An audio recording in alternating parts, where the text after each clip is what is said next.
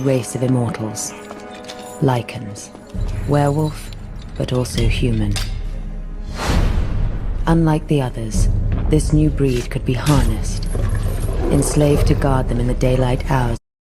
Underworld, Rise of the Lycans. First off, I want to say, spoiler alert, I'm going to spoil this movie. First off, this was a great film. The cinematography was pitch black, yet had this shadowed tint of blue on the outlines of each scene, and green pour meshed well with most of the fight scenes. I am a fan of this movie and series. As we know, I have reviewed this as well as the second and first one. I've noticed a huge upgrade and improvement in the quality of the movies over time. The third film is a prelude to the first two films because it tells a story about how Lucian was created and how his love for Sonja is what caused the war. We learn that Viktor's daughter Sonja looks almost exactly like Celine, by the way, and it's why Viktor has such a soft spot for her. Unfortunately, Lucian has to sit and watch her be burned alive, which was very brutal. He seeks revenge, and not only does he seek vengeance, he raises a whole entire Lycan army to support him. They naturally choose him as their leader, so he relishes in the responsibility when encouraged by a human who later on was turned into a Lycan himself. The Lycan army scene with all of them out in their nest was shot beautifully, and I liked seeing all of them in their natural habitat, all large, furry, scary, and to themselves too in a way. It seemed dangerous if you toyed with them and came into their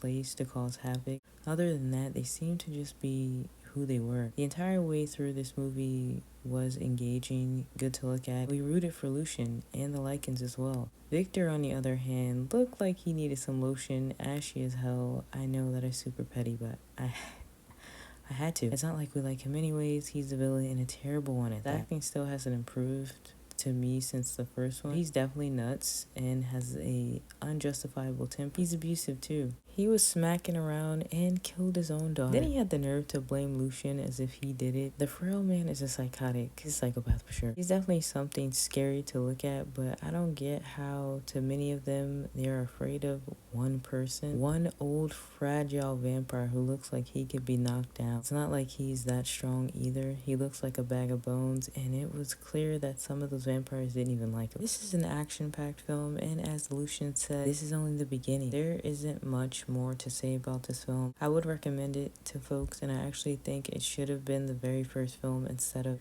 the third, especially being that it was a prequel.